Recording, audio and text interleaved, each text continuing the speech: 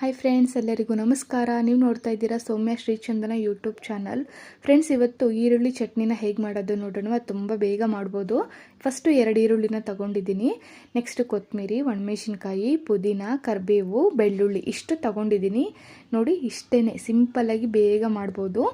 ನೋಡ್ತಿದ್ದೀರಲ್ವ. Next ಬಾಂಡನ್ನ ಇಟ್ಕೊಂಡು ಎಣ್ಣೆ ಹಾಕ್ಕೊಂಡಿದ್ದೀನಿ. ಎಣ್ಣೆ ಕಾದ ಮೇಲೆ ಬೆಳ್ಳುಳ್ಳಿ ಮತ್ತು ಈರುಳ್ಳಿನ ಹಾಕ್ಕೊಂಡು ನೀಟಾಗಿ ಫ್ರೈ ಮಾಡ್ಕೊಳ್ಳಿ. ಅದು ಹಸಿ ವಾಸನೆ ಹೋಗೋ ತನಕ ಫ್ರೈ ಮಾಡ್ಕೊಳ್ಳಿ. ತುಂಬಾ ಚೆನ್ನಾಗಿರುತ್ತೆ. ಹಸಿ ವಾಸನೆ ಹೋದ್ರೇ ಚಟ್ನಿ ಚೆನ್ನಾಗಿರೋದು ಇದಕ್ಕೆ. ಅದು ಹಾಗಾಗಿ ಇದನ್ನೆಲ್ಲ ನೀಟಾಗಿ ಫ್ರೈ ಮಾಡ್ಕೊಳ್ಳಿ. ನೆಕ್ಸ್ಟು ಇದಕ್ಕೆ ಪುದೀನ, ಕೊತ್ತಂಬರಿ, ಒಣಮೆಣಸಿನ್ಕಾಯಿ, ಕರಿಬೇವು ಇಷ್ಟನ್ನು ಹಾಕ್ಕೊಂಡು ಅದನ್ನು ನೀಟಾಗಿ ಫ್ರೈ ಮಾಡ್ಕೊಳ್ಳಿ. ಈ ಹಸಿ ವಾಸನೆ ಹೋದ್ರೇ ಚಟ್ನಿ ಟೇಸ್ಟ್ ಆಗಿರೋದು ಈರುಳ್ಳಿ ಚಟ್ನಿ.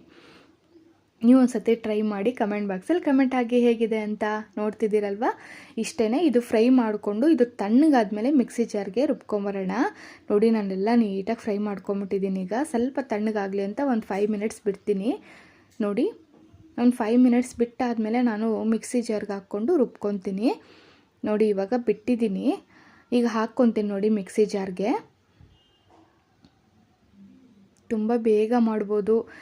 ಮನೇಲಿ ಏನೋ ತರಕಾರಿನೇ ಇಲ್ಲ ಅನ್ನೋ ಟೈಮಲ್ಲಿ ಈ ಥರ ಮಾಡಿ. ನೆಕ್ಸ್ಟು ಅದಕ್ಕೆ ಸ್ವಲ್ಪ ಹುಣಸೆಹಣ್ಣು, ರುಚಿಗೆ ತಕ್ಕಷ್ಟು ಉಪ್ಪು, ಸ್ವಲ್ಪ ನೀರು ಹಾಕ್ಕೊಂಡು ರುಬ್ಕೊಂಬರ್ಬೇಕು. ನೋಡಿ, ನಾನು ರುಬ್ಕೊಂಬಂದಿದ್ದೀನಿ. ಇದಕ್ಕೊಂದು ಚಿಕ್ಕದಾಗಿ ಒಂದು ಒಗ್ಗರಣೆ ಕೊಡೋಣ. ಒಂದು ಬಟ್ಲಿಗೆ ಹಾಕ್ಕೊಂಡು ಒಂದು ಕಡಾಯಿ ಇಟ್ಕೊಂಡು ಎಣ್ಣೆ ಕಾದ್ಮೇಲೆ ನೋಡಿ ಸಾಸಿವೆ ಮತ್ತು ಈರುಳ್ಳಿ, ಕರಿಬೇವು ಇವು 3 ಹಾಕ್ಕೊಂಡು ನೀಟಾಗಿ ಚಟ್ನಿಗೆ ಒಗ್ಗರಣೆ ಮಾಡ್ಕೊಂಬಿಡಿ. ಇಷ್ಟೇ.